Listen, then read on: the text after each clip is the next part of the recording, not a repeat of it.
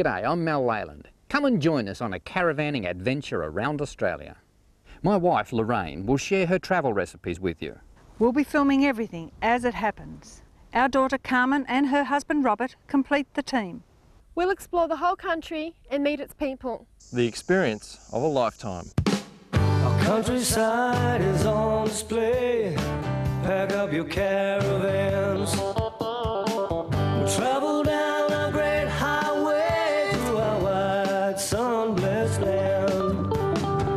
The Leylands, Australia, great Aussie holidays. Australia, let the Leylands show you the way.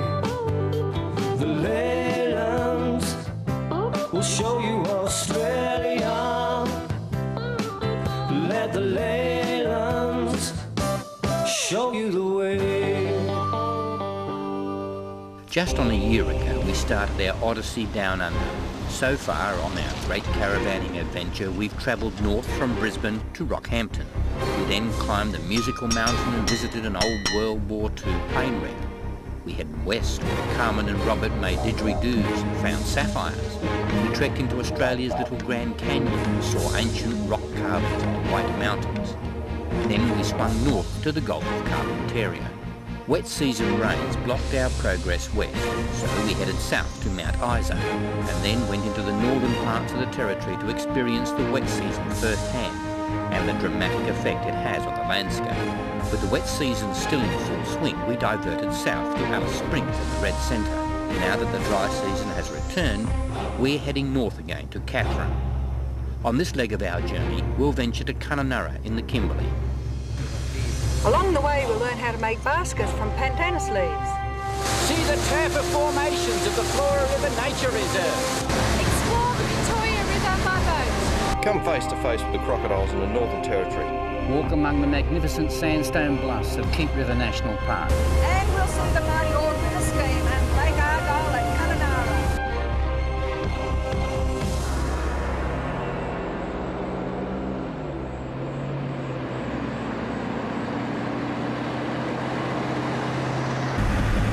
Carmen and I have replaced our pop top with a new caramel caravan. This one is larger and has its own shower and toilet. It's a bit heavier, but it handles beautifully. Mel and I are towing our 20-foot Jayco van, which we soon put to the dust test by diverting off the highway to Manyallalyk, an Aboriginal community south of Katherine, which encourages visitors who are interested in learning about tribal culture. Our camp is quickly established in the grounds of an old pioneering homestead, the nearby buildings of which are still standing. We're made welcome on behalf of the community by Manuel, who takes us on an introductory walk to explain his ancestral affinity with the bush, where every tree has its uses. Skin the bark, dry up in the sun for 2 or 3 days, and then make fire. We spread them up in the fire. The elephant ears wattle tree is used for the shaft of a hunting spear.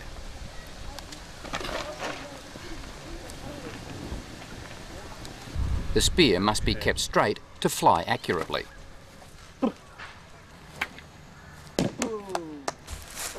In a few minutes, a strip of bark from the paperbark tree is converted to a convenient drinking vessel.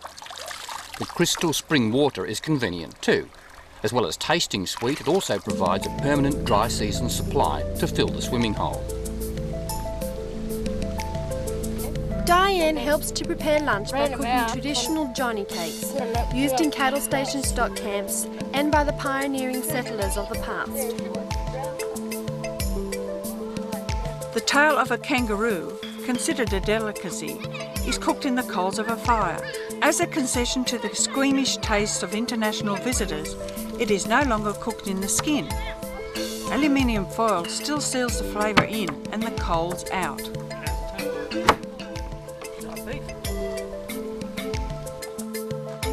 Beef or kangaroo, it all goes down well.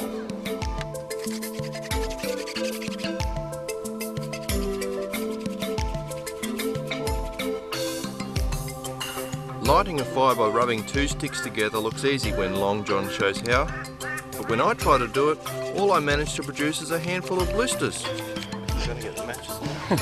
Maybe Long John's hands are tougher than yours, eh, Robert?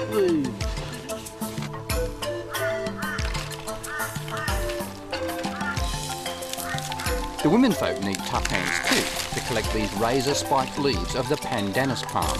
Yes, and lots of experience to carefully strip them into several thin strands, ready for an hour drying in the sun.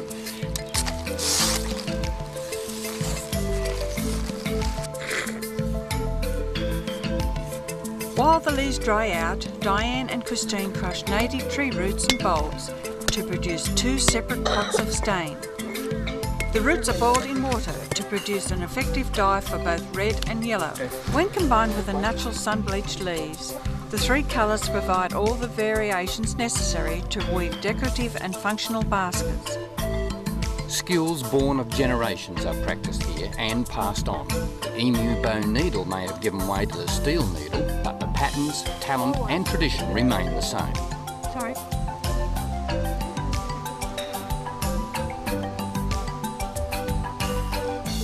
Manyallalyk is a unique experience for visitors, a chance to see Aboriginal culture in much the same way as it has been practised for centuries. At the Leylands, show you the way.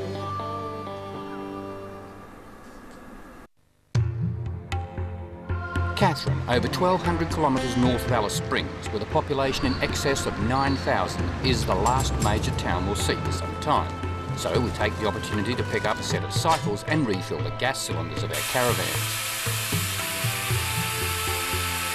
A naturally occurring thermal spring right in town is a welcome respite in the tropics for both locals and visitors alike.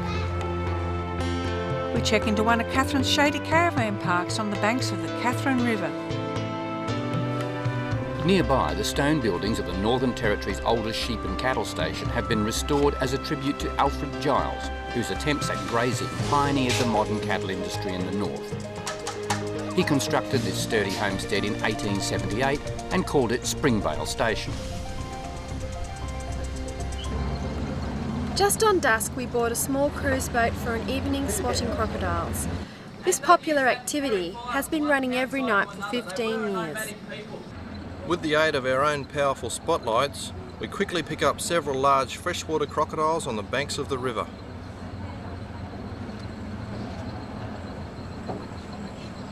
They quickly dive for cover as we pass, but our guide assures us of better things to come at a regular landing site, where we're to have a campfire stew. Here, a large male crocodile emerges from the water in spite of the crowd of onlookers. This is a rare chance for most people to see a wild croc this close. He has become accustomed to being fed here every night with fish supplied by our guide. Basically, he'll outlast you. He'll sit in that water and wait and wait and wait. And sooner or later, you're going to need a drink or something to eat. A smaller female, about 60 years old, has been receiving a feed here for 15 years. And although more timid than her large male companion, takes the food more gently. Well, she is a female after all, Mum. What are you suggesting, girl? Speaking of food, we end our evening with a campfire stew ready to move off in the morning on our journey west along the Victoria Highway.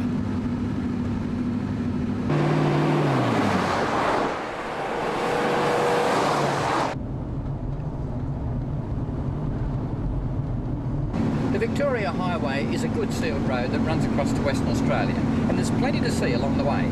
Our first stop is just north of here. It's called the Flora River Nature Reserve.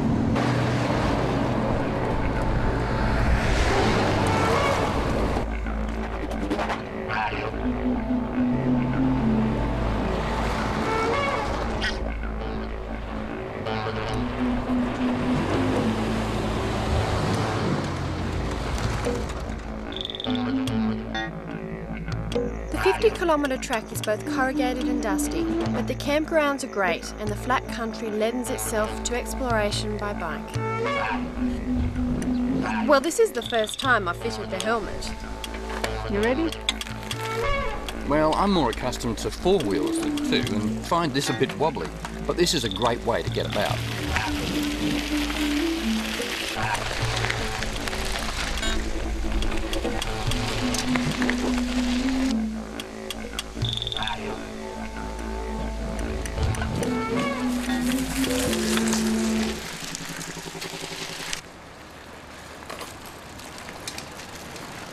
Just 5 minutes from camp brings us to the Flora River.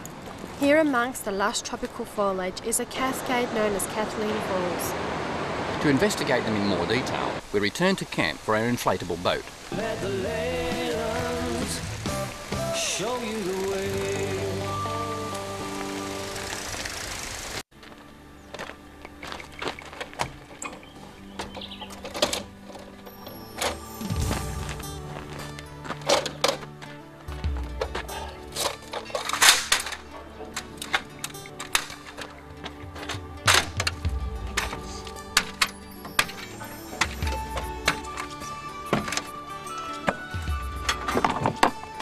About 6 kilometres from the Flora River Reserve Campground is an unusual boat launching facility. It's designed to cope with the huge fluctuations between wet and dry season river levels, as well as the steep banks.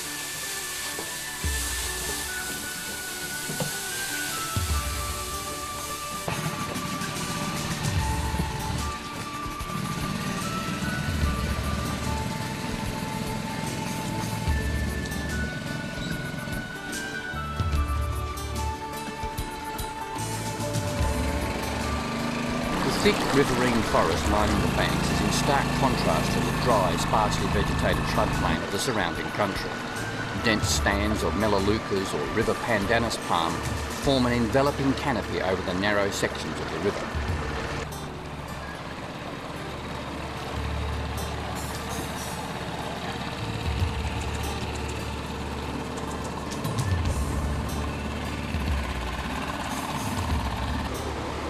The Flora River is broken into several long ponds divided by waterfalls. The waterfalls have been formed as a series of terraces within a flooded forest. There is no true main channel, simply a maze of massive limestone formations awash with turbulent warm water, a truly magical oddity of nature. It's quite a roar here at these falls, and interestingly enough, all of this water is coming from a spring.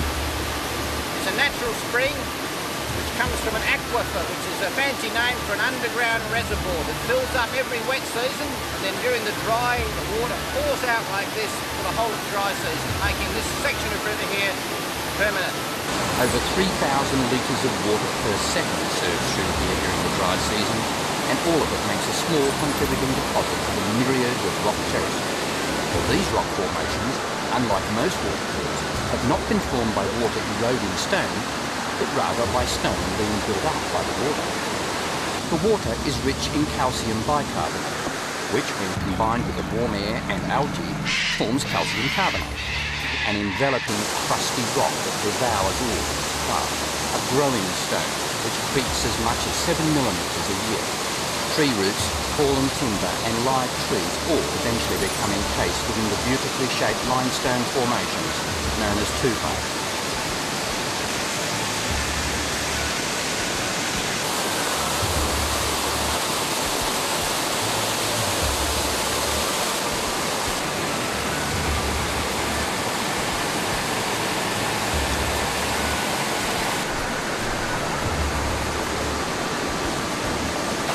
The petrifying effect on leaves, tree roots and any decaying vegetable material is astounding. One of nature's amazing places without equal anywhere in the Northern Territory. A strange, watery world of beauty. Let the Leylands show you the way.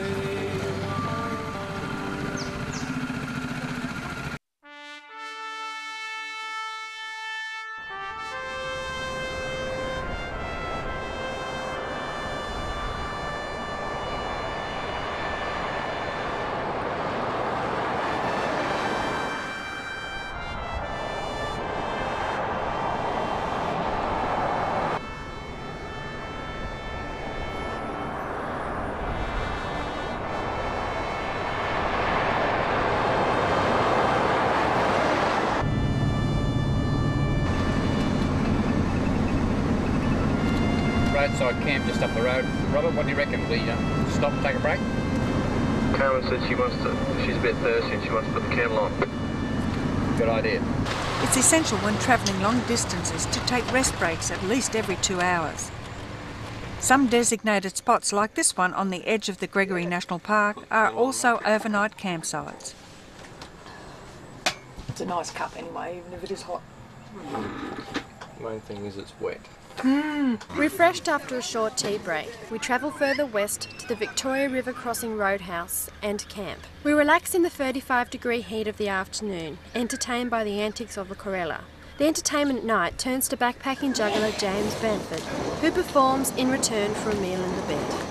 I'm from England. I've been over here for a few months, just travelling around, enjoying this beautiful country, entertaining people a little bit and being entertained myself. I sing for my supper whenever I can.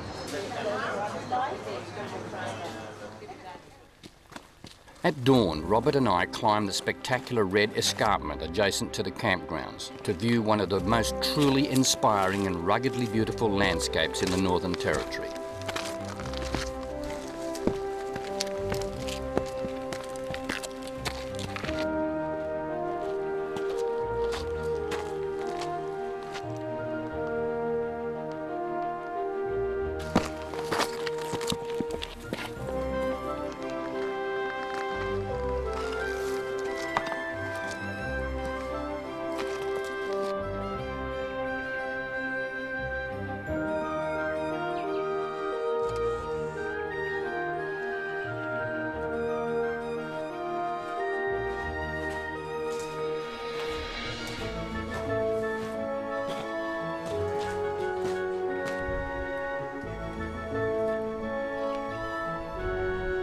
The vast valley of the Victoria River was fully explored by Augustus Gregory in 1855. Later, pastoralists drove their cattle through this land, crossing the mighty river at this spot, feeding them on the extensive pastures. The impressive sandstone escarpment and the long tranquil pools of the river still have a powerful lure. But for travellers, it's the scenic splendour rather than the abundant grazing lands which attract. A great way to appreciate the scale of the Victoria River is to take a cruise on it. The owner of the roadhouse, Jack Top.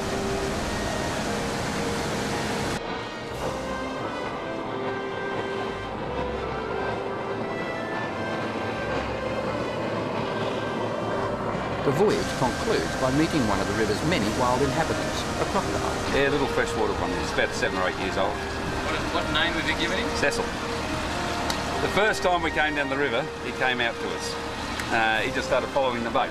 So we stopped and he came round the boat, and he's come out every time since.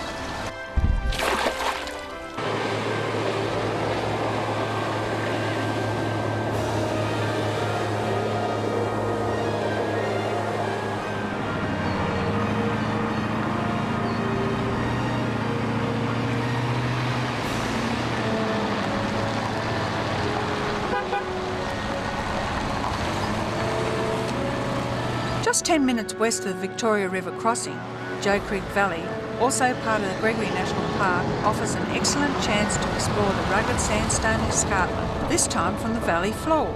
Unfortunately, I sprained my ankle and must rest it for a few days. I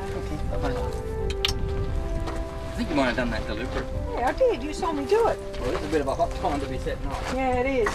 Okay. Bye. Bye.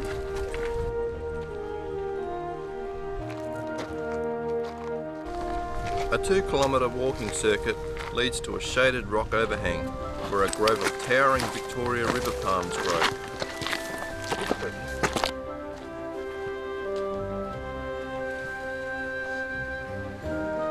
Aborigines of the area ate the fleshy fruit and wove mats from the fronds. The first white explorers could hardly believe how dry Australia is. Many were convinced that it must have an inland sea, and the desire to find it gave birth to much of their efforts.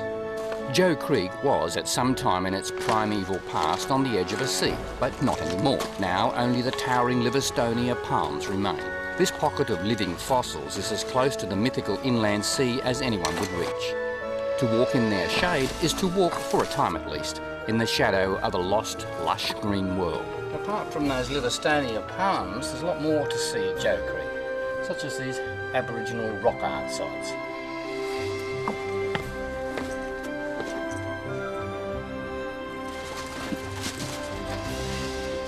We'd return to the Victoria Highway and travel westward. but not for long before swinging north to visit Coolabah Station, where Bluey Pugh and his wife Janelle have recently set up a crocodile breeding farm.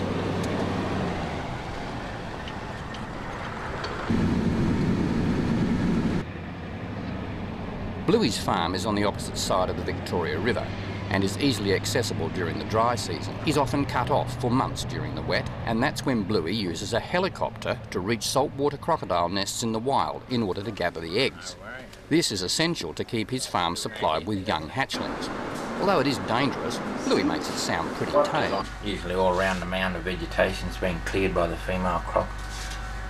And you land your chopper close by and you grab an esky, an empty esky, and you trot over there with your esky. Make sure you're not going to get bitten, secure the area.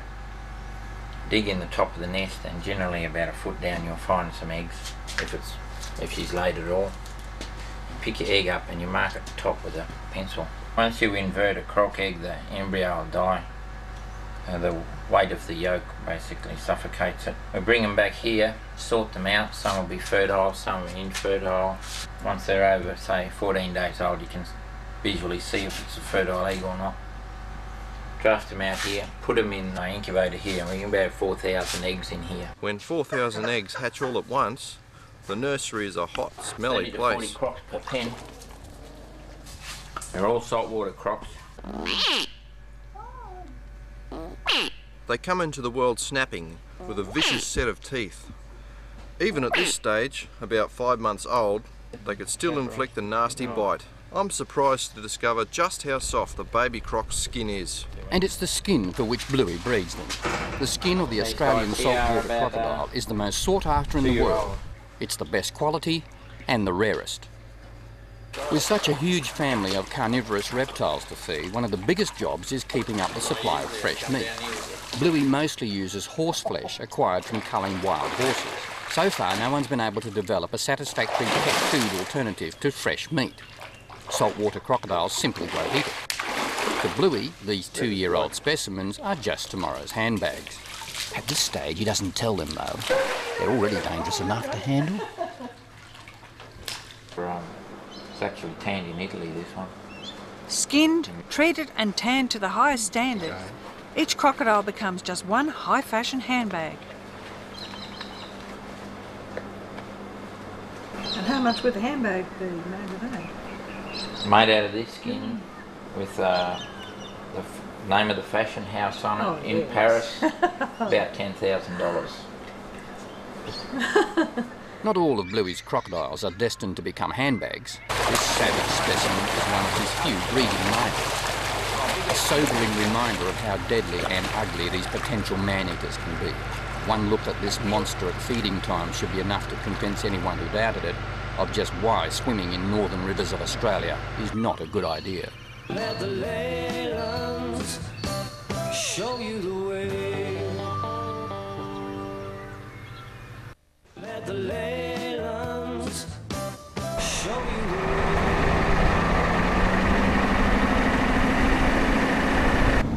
On this section of the Victoria Highway, we're not far from where Gregory set up a base camp and carried out his major explorations of this whole region of the north of Australia.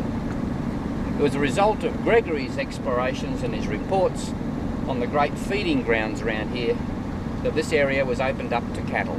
This boab tree right on the banks of the Victoria River bears Gregory's mark from 1855 and 1856. It was from this camp that he mounted his forays into the unknown regions of the north. He proved that the river did not originate from an inland sea, and his cautious, carefully planned methods brought true scientific information to the eager settlers seeking new opportunities. Travellers today can also camp on the banks of the mighty river at Big Horse Creek, although carving a boab tree is considered vandalism these days. These remarkable trees seem to impart a special quality, a natural place to camp. Drovers and cattlemen for the last 100 years have camped under the boab trees along the Victoria River.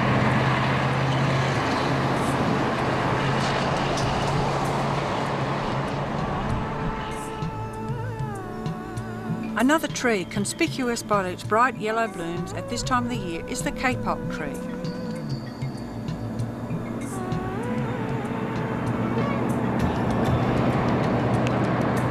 The fruit of the tree tree, when baked dry by the sun, is easy to split open, revealing the much sought after cotton-like fluff, once used for filling pillows and mattresses.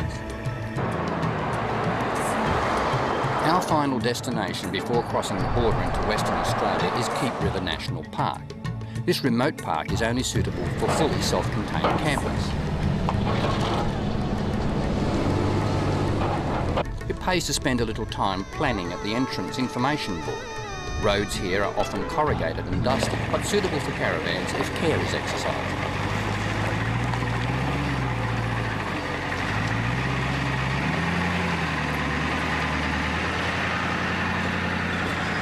There are two designated campgrounds. The first is 15 kilometres from the highway, and it's here, surrounded by the majestic landforms for which the park is renowned, that we will base ourselves for the duration of our stay.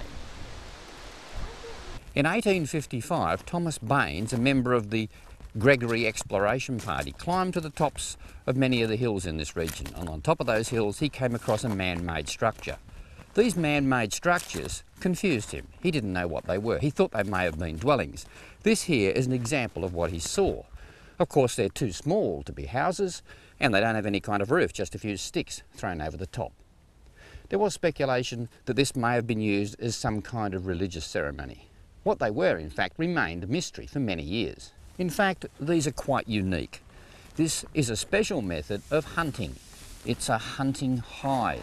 The Aborigines of the area built these in order to catch hawks. What they would do is hide inside here, like I'm doing. They'd light a very smoky fire, and then, using a stick like this, they'd poke it up through the top as a decoy. Now, this would consist of a stick with a few feathers on it. They'd wiggle this around. Now, hawks circling around would see the smoke from the fire, and they're used to seeing injured birds and animals in bushfires. They would think that this was an injured bird. They'd swoop down on it. As soon as the Aborigines see it swooping down, they pull this in. The bird lands and is looking around for the injured bird. Puts his hand up, grabs it by the legs, pulls the hawk inside, wrings its neck, and hey presto, dinner. Other signs of Aboriginal occupation are everywhere throughout the park. To see more of them, we travel deeper into the park to the Keep River Gorge. Here, a 4-kilometre walk follows the course of the river through a rugged gorge of weathered rock. At the entrance to the gorge, an old boab tree bears a carving of the name Boxer. Boxer was a drover with the Durack family who pioneered cattle in the region. They drove their herd through the gorge in 1894.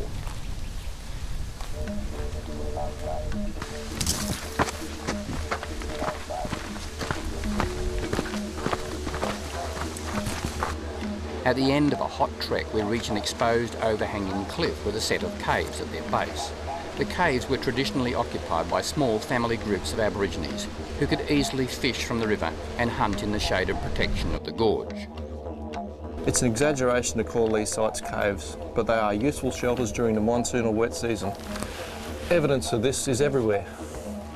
These rock paintings, no doubt, are the result of many wet seasons whiling away the hot, steamy days of summer.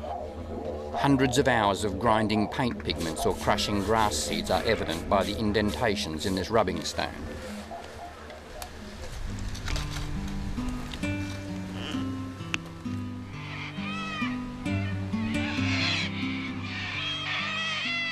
Even during the most severe dry season, some lagoons and waterholes never dry up.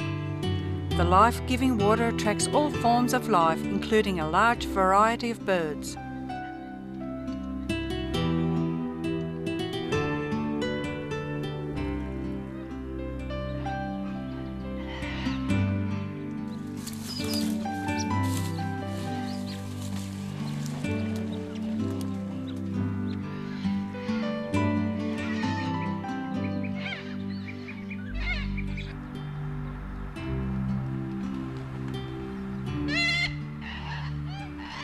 There is no suitable surface water fit for human consumption within the park, so 2 watering spots have been provided to supply good quality artesian bore water. The best way to see Keep River National Park is by using the well-marked walking tracks. Unless visitors are prepared to tackle some degree of walking, they will not fully appreciate the grandeur of the weathered sandstone landscape. a landscape sculpted by wind and time.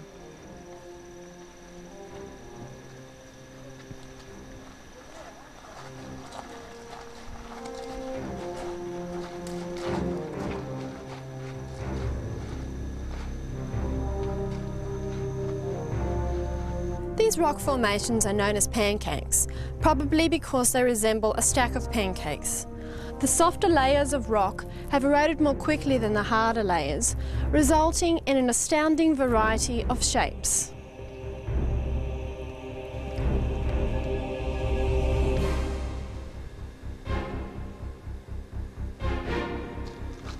This world of weathered bluffs is rarely disturbed by man.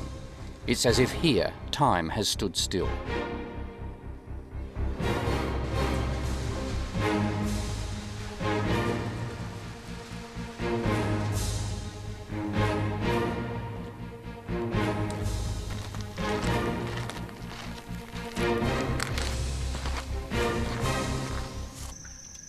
Back at our camp, we prepare to leave in the morning.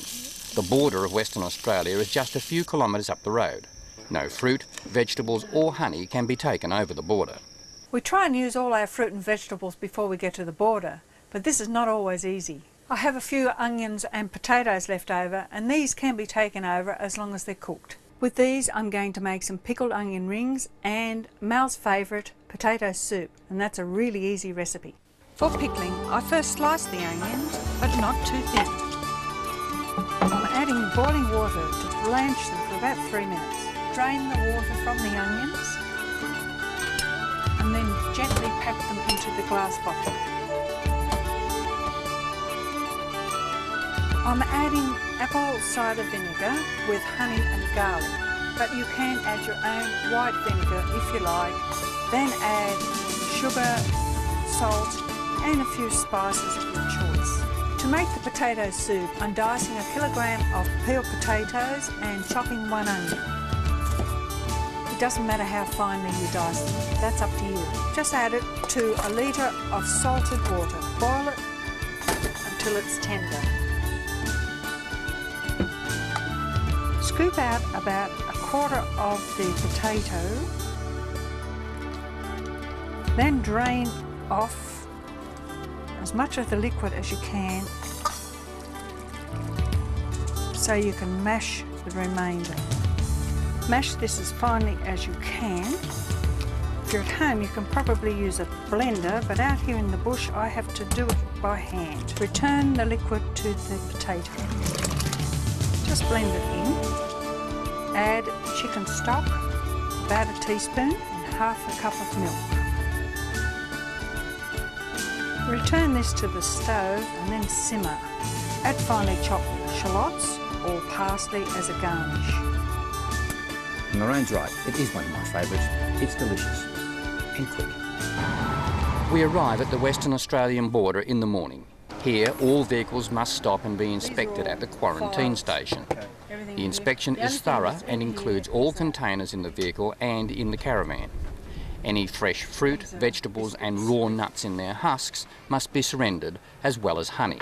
This is essential to ensure that the disease-free regions of Australia's largest state stay that way. Just down the highway is one of the country's most amazing horticultural success stories, the Fruit Bowl of the North at Kununurra. Let the Leylands show you the way.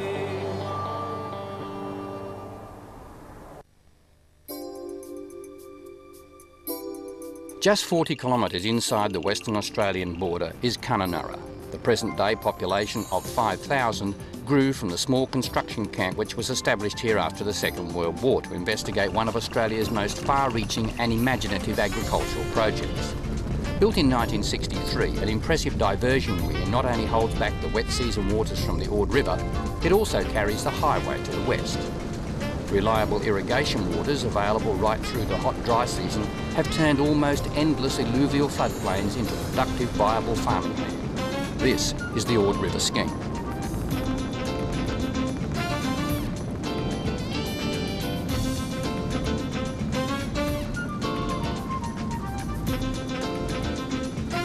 Encouraged with the results made possible by the diversion dam, the bold scheme took on a new phase when in 1971 the largest man-made lake in Australia, Lake Argyle, was created 50 kilometres upstream with the completion of the Ord River Dam.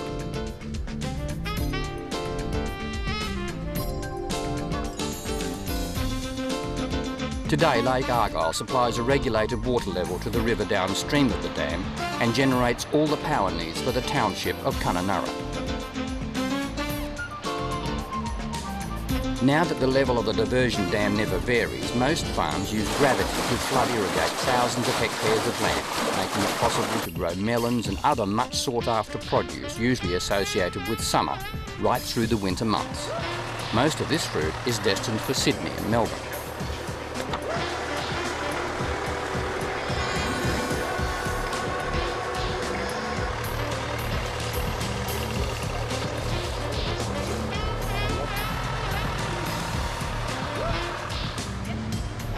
Mum and I are delighted with the chance to replenish our caravans with fresh, locally grown fruit. This just had to be the first stop for us.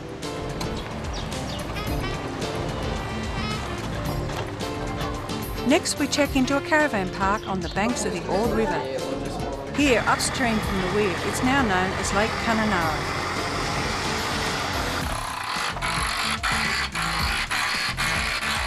As we'll be in town for at least a week, Mel takes the time to pull out the awning and erect the side walls. This almost doubles the floor space of our caravan. Since you and Carmen have been working hard in the kitchen for the last 3 weeks while we've been camping out, Robert and I reckon you've both earned a night off. Let's join a sunset cruise and barbecue dinner. Oh, thanks, dear. You're so kind.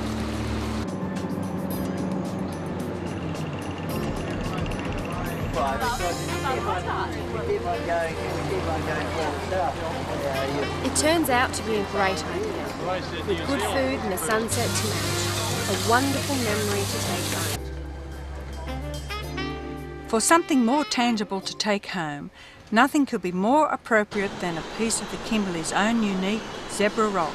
It's classed as a gemstone and is found nowhere else in the world. It's an oddity in geological terms, which so far has baffled all attempts to satisfactorily explain how it was formed. The stone is siltstone, 600 million years old, and the red banding contains iron oxide.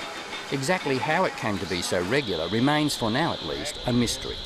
Here at the Zebra Rock Gallery, Noel and Aileen Hackett have been mining, cutting, shaping and polishing the rock for over 25 years. Its relatively soft nature allows it to be drilled too, producing both wine bottle racks and cylindrical cores. One of the Hackett's most popular souvenir items are wedge-shaped paperweights cut from the cores.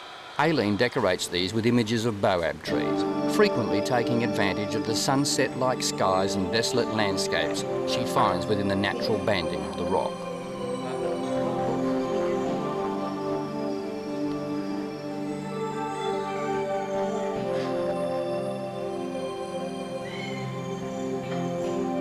Because the rock is so soft to work, it encourages sculptors and other artistically inclined folks to shape all manner of objects from it. Some of the rock here is not zebra rock, but other forms of siltstone. Everything in the gallery is for sale, with something to suit almost everyone's taste and budget. Unfortunately, the supply of zebra rock is limited, as the only known deposit is now flooded under Lake Argyle. Stockpiles of rock and mining when water levels are low keep up supply for some time yet, but this rare and unique stone is not going to be around forever. In the meantime, it's a marvellous souvenir to treasure from the East Kimberley. Kununurra has much to offer. The picturesque Lake Argyle and the area downstream of the dam are popular recreational areas, attracting visitors and locals alike. Reliable water in Lake Argyle has not gone unnoticed by the local wildlife. In the light scrub on the fringes of the lake, we quietly observe the antics of the male great bowerbird as it busily tends to refurbishing its bower. The avenue of twigs is not a nest, but a sort of playpen designed to impress any females. If one takes some interest, he engages in this circling ritual. If the female is suitably impressed, she will enter the bower. They mate, and she will leave to lay the eggs in a nest which she has built herself elsewhere. He never sees her again or plays any part in rearing the young.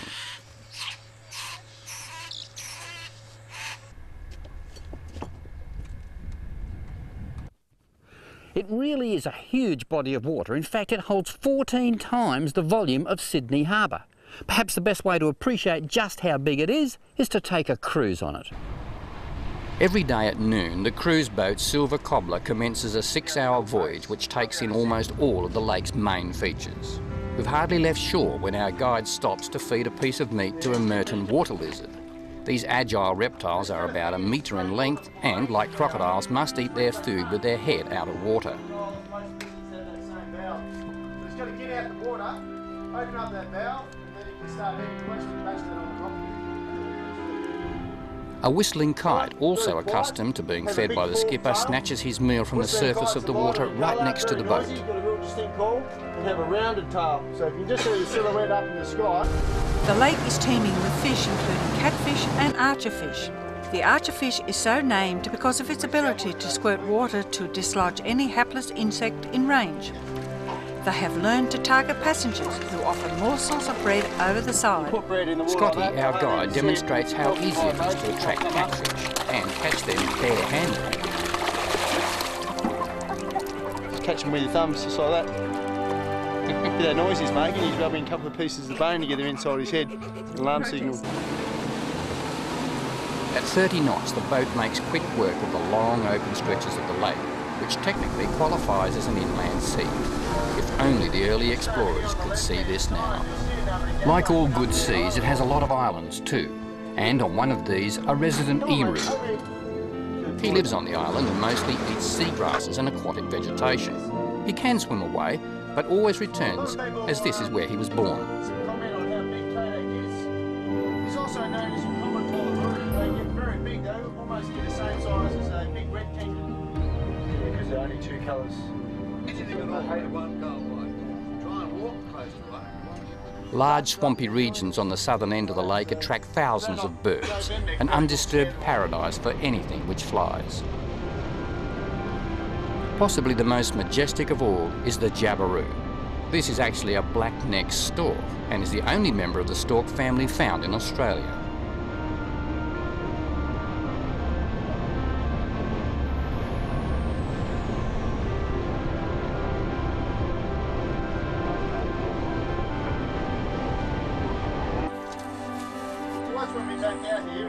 Birds of all kinds abound here, including the white-breasted sea eagle.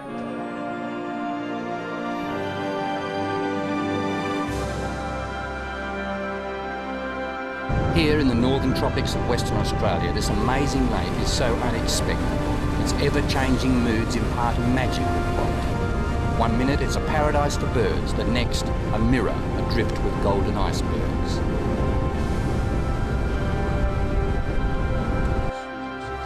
Lake Argyle, a marriage between man's enterprise and nature's wondrous light show.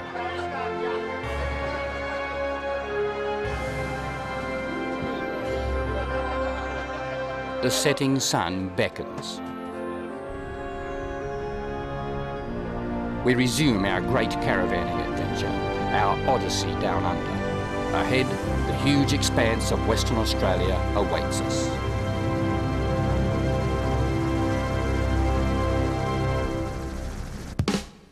Countryside is on display. Pack up your caravans. We'll travel down a great highway through our wide sun-blessed land. The Leylands, Australia, great Aussie holidays.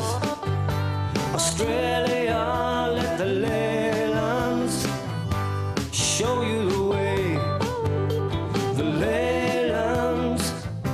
We'll show you Australia. Let the Leylands show you the